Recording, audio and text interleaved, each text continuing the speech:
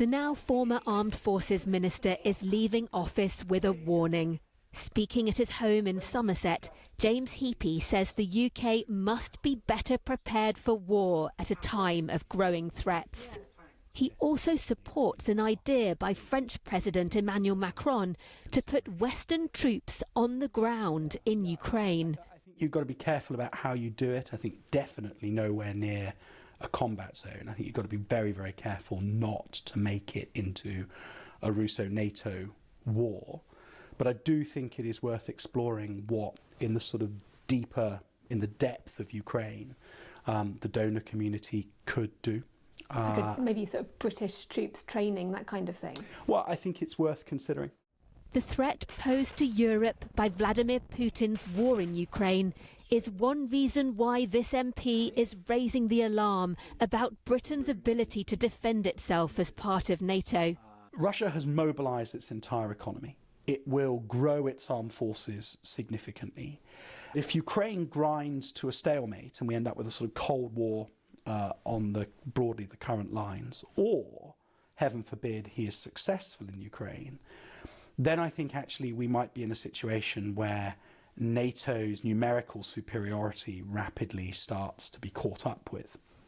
And therefore, how do we maintain our advantage? He would like to see a revival of the UK's Cold War-style readiness, such as reinvigorating something called the Strategic Reserve of thousands of veterans. Rewind 30 years. When you left the military, you were left with a set of uniform. There was a requirement to go for training exercises once a year, just a weekend, just to check you could still shoot straight and that you could still run. The obligation to serve in a crisis still exists. And this former army officer is no exception. Which still includes me, so I'd better get on with some press-ups and some running.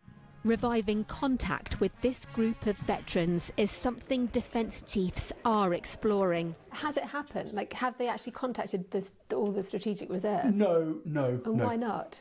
Well, I think that they are looking at how they'll do that, because I think contacting them is one thing, but it's what you do with them. You know, actually, are we going to start to say to them that there is some sort of liability whilst they're on the strategic reserve? These are discussions that are underway, nowhere near to a policy announcement, but they are underway, and the chiefs are really kind of thinking about, because it brings with it quite a big set of so whats. You need if you're going to do those training weekends for the Strategic Reserve each year, well, actually, you're going to need people from the regular Army, Navy, Air Force to run those weekends. Well, that's another enormous demand to place on an already very busy force. So all these things have cost, as ever, when you're making policy. But they are things that need to be looked at. Do you think it would be a good idea to bring back, to revive some of that Cold War discipline of contacting them every year, getting them to do some kind of exercises? Yeah, I do. What message would that send to our adversaries? Well, I think it would be quite powerful. So all of a sudden, our adversaries are looking at a force that is the regular force, the regular plus the reserves, and then 200,000, 250,000 more beyond, who have a skill at arms, who have a familiarity with military tactics, and could in extremis be mobilised, and that changes their thinking again. All sorts of issues about what vehicles they use, what rifles they use, what uniform they use, like where do you get all that from? Do you hold all that stuff in reserve ready for the strategic reserve? Or to go to our conversation earlier, do you just need a manufacturing plan to produce that within 9 months to equip the second echelon once you mobilised it? But I personally think that getting back into the habit of those on the strategic reserve having some sort of annual liability just to maintain a familiarity, to maintain a contact, would be a good thing. It's not the only thing, given that war would involve the whole nation.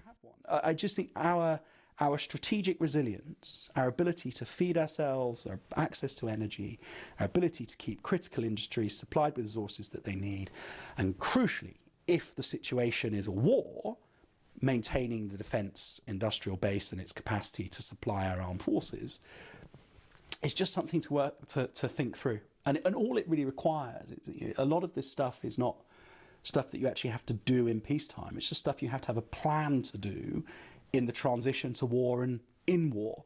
And I think we would be so much more confident in our ability to meet the challenges that may come if we know that we've got a refreshed war book back on the shelf. He's referring to this, a huge list of measures to prepare the country for armed conflict that was quietly shelved after the end of the Cold War. Sweden is also a reference point for the former minister because of work it's done to educate citizens about the importance of individual resilience at a time of war. I think that's a conversation that this government, successive governments need to start having, not to cause alarm, but just helping the British public to kind of understand that in those sorts of circumstances, government's attention is elsewhere, and that communities and individual families are going to need to be a bit more resilient is a really important thing. As he prepares to step down as an MP, the other focus for Mr Heappey is on rebuilding the strength and size of the UK's professional armed forces after decades of cuts. The reality is that we are running them incredibly hot. It feels to me that the geostrategic environment is such that we're going to be running our forces as busy as they are for a very long time to come. And if we're going to do that, bearing in mind that they have an absolute right to leave when we push them too hard, and lots of them are, we need a bigger force in order to be able to meet the ambition. It's why he wants spending on the military to rise as a proportion of national income. There's really two things that I have set myself to achieve in my remaining time as an MP, given the knowledge that I have as a long-serving minister in the MOD. Firstly, to make the case for more defence spending, 2.5% now, 3% by 2030. And secondly, that we reinvest, refocus on our strategic resilience as a nation and our capacity to warfight and withstand any other type of crisis that might come our way. Deborah Haynes, Sky News.